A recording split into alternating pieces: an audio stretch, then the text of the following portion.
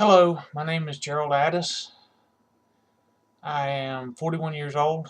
Um, Live in Atlanta, Georgia. I've been here pretty much all my life, except for 4 years in the military as a combat engineer. Um, 90 to 94. I went in right before the Desert Storm, Desert Shield. Actually, during Desert Shield. Um, guess that makes me a vet. I don't know. I never actually went over, never saw any combat, so. But I was in during that time period, and I guess that does make me a vet. I get VA vet benefits, so yeah. Um, I was raised by two loving parents. They're still together today, and they've always been good to me. They've always helped me out whenever I needed it. Probably helped me out more than I could ever thank them for. In fact, they've probably done more for me than anybody. I am a blood-bought, born-again child of God. I love Jesus with my whole heart. Preacher called when I was probably 11, 12 years old. Felt that calling on my life back then, and haven't always lived for him. Haven't always done what he's told me to do. In fact, I still have problems with it. But I love him, and I want to preach, and he's everything to me. Like I said, I am a vet. I believe in the Constitution. Huge believer in the Founding Fathers and the Constitution, especially the Second Amendment. I think that the Second Amendment is key to protecting our freedoms. I mean, it's just one of those things that without the Second Amendment, without the right to own and bear arms, we wouldn't have the First Amendment. We wouldn't have any of the other amendments, the Bill of Rights. It wouldn't, without our ability to protect ourselves and to fight against a tyrannical government that wants to impose on us their own ideas of liberty, their own ideas of justice, their own ideas of, well, spreading the wealth, whatever it is. They want to shove these things down our throat. If we can't stand up and protect ourselves, and if we can't, and this ain't just about the bad guys having guns, because they don't care about laws. Bad guys don't care about gun-free zones. They care about themselves and whatever they want to get and take from people who are innocent victims. I don't want to be a victim. I don't want my family to be victims. And the only way we can not be victims, one of the main ways, is to own and properly use a firearm.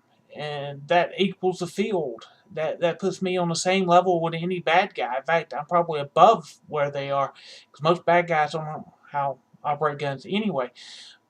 But beyond that, if a government, once our government becomes so big and once it becomes so overbearing, we've got to be able to take it down. We got to be able to go after them and say, hey, enough's enough. Because there comes a point where the vote doesn't mean anything. I just saw a video just recently that this lady, she admitted to voter fraud, and I was like, you got to be kidding me. She admitted to casting a absentee ballot for herself, and then turn around and voting, and then she cast an absentee ballot for her daughter, absentee ballot for 3 other people, and how in the world can she? They're going, and she sat there and admitted that she was voter fraud and didn't think anything was wrong with it. She wanted to get Obama into office. I'm like, really? I mean, come on. How dumb are you that you're going to go to the point where you're willing to break a law to get somebody else? It's just ridiculous. We can't live in a society like that. And the Second Amendment says, hey, look, we're not going to stand. The whole point of the revolution was taxation without representation. And one of the first things the British government did was try to take away the firearms of the people. Lexington Concord, that's how it started. They tried to take away the guns, the firearms from the people.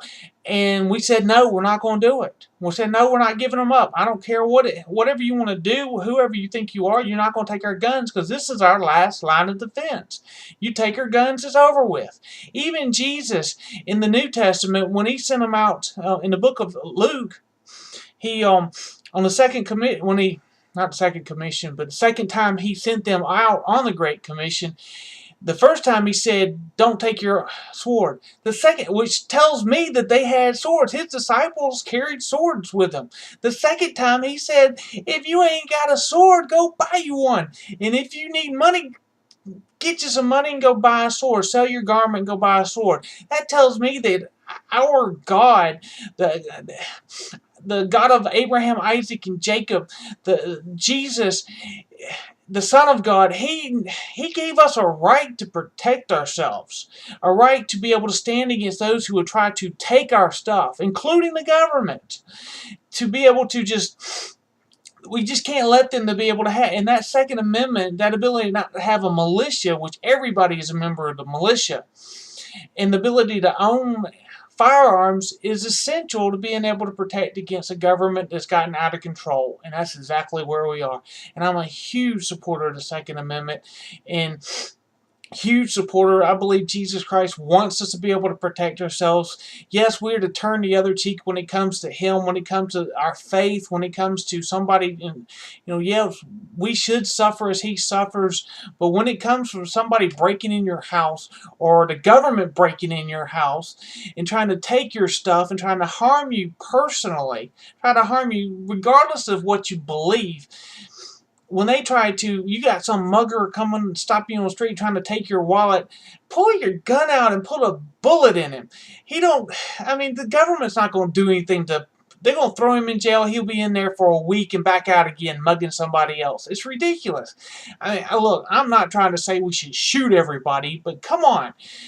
It's ridiculous how the government is so lax on criminals nowadays. And our Second Amendment is our last defense. We can't... Sorry, I got a cat trying to get up in my lap. She can't stand it when I'm talking. Hey, I got to breathe some life into this anyway. Come on. Hey, come here. Come here. See, look. Here's a cat. She can't stand it. She's got to be up in my lap. So, anyway... Our Second Amendment gives us these rights. It protects our freedoms. It protects everything that we are. Without it, we can't protect freedom of speech. Without it, we can't. That's why it's so important. Even as Christians, we've got to be able to stand up for these things. We've got to be able to hold on to them, because if we don't have them, forget it. It's over with. We're going to lose it. And I'm willing to go to jail for what I believe in. I'm willing to go to jail for Jesus. I'm willing to suffer, lose my head, whatever it takes.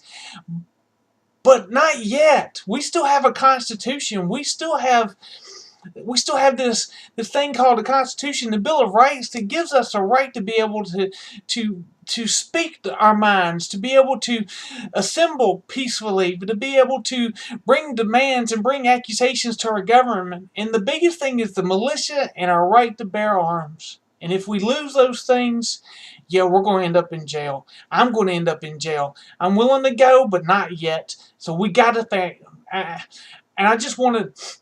I'm going to do these videos. I've been feeling led to do them. I guess to give a chance for me to speak my mind and about issues and post them to the web, and who knows, whatever God wants, His will be done. I believe that He's got a purpose for everything, and I want to spread the message of the gospel that Jesus does love you, and He does want to. He's calling out to you. He's not condemning anybody. We condemn ourselves. We condemn ourselves by our own actions. And He's given us a way out through the blood that He shed at the cross, through the hope of the resurrection. That if we put our faith in Him and believe in Him and live for Him, that we don't have to face a second death. We don't have to, even if we do die, we know we're going to spend eternity in heaven, and we don't have to face any type of judgment. So He's given us that way out. He's made it where we can live for Him, and we don't have to be perfect because His grace covers us, but we do have to live our life the best we can for Him. And I'm going to use these videos. I'm going to make some of them hopefully over the next maybe once a week, and post them on Facebook or wherever I can post them on YouTube, different places, and just, spread the love.